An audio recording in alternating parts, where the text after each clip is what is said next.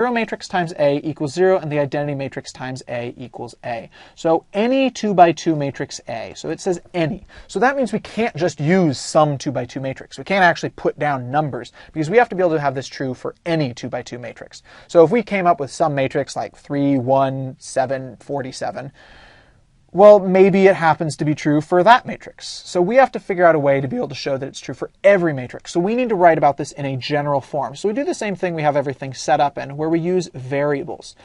Because if we have it as A, B, C, D, then, well, any 2 by 2 matrix, we can just swap out A, B, C, D for actual numerical values, and we'll have any 2 by 2 matrix. This will be true for any 2 by 2 matrix. So we've got that as an idea. So now we can just try multiplying. If this is going to work for this, this A here, A, B, C, D, that's a stand-in for any 2 by 2 matrix at all. So if we can show that the 0 matrix times this comes out to be 0 anyway, then it's got to be true for all of them, because they're just going to wind up swapping out the variables A, B, C, D for actual numbers. So let's try this.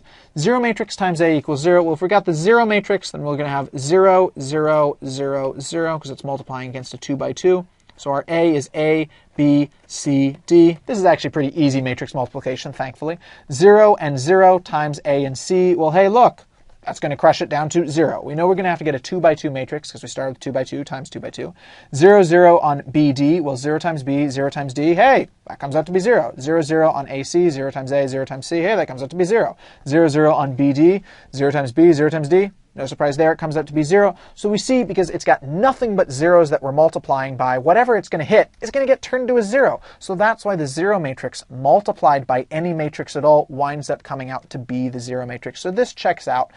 And we can see that if we had, put it as the 0 matrix multiplying from the right as opposed to the left, basically the same thing's going to happen, because whatever we're multiplying against, it's going to hit nothing by 0, so it's just going to get turned to zeros automatically. So 0 matrix multiplied against any matrix becomes the 0 matrix. Next, the identity matrix times A.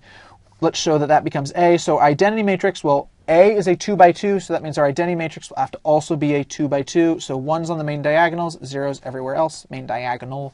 1, 0, 0, 1. Main diagonal has 1's, and then everything else will have 0. So in this case, not many zeros. A, B, C, D. So this will take a little bit more thought. 1, 0. So 1, 0.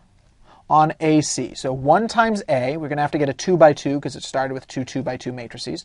1 times A comes out to be A. 0 times C becomes 0, so we've got A.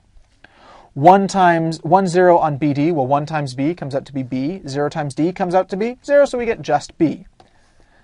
0, 1 on AC, 0 times A comes out to be 0. 1 times C comes out to be C. Hey. 0, 1 on BD, 0 times B comes out to be 0, 1 times D comes out to be D. Hey, that checks out, wound up being the same thing. So it's a little bit harder to see why the identity matrix is working, but basically what it's doing is when you multiply some other matrix by it, since it's got just a 1 in one place, it's seeing, hey, who is at the same location over here? A is at the same location. B is at the same location. So they wind up popping out. For this one down here, 0 and 1, it's saying who's at the same location? C, D wind up, so they get to pop out as well. Similar thing winds up happening if we multiply the identity matrix from the right instead of from the left. Try it out for yourself. Take a look if you're curious about seeing it. All right, so that shows everything that we've got. We've got a pretty good understanding of how matrices work at this point. We're ready to go see some of the cool things we can start doing with them. So we'll talk about some new ideas in the next section, the next lesson, and then 2 lessons from now, we'll see just how powerful these things can be for solving really problems that would seem really difficult. We're going to turn so easy so quickly. All right, we'll see you at Educator.com later. Bye.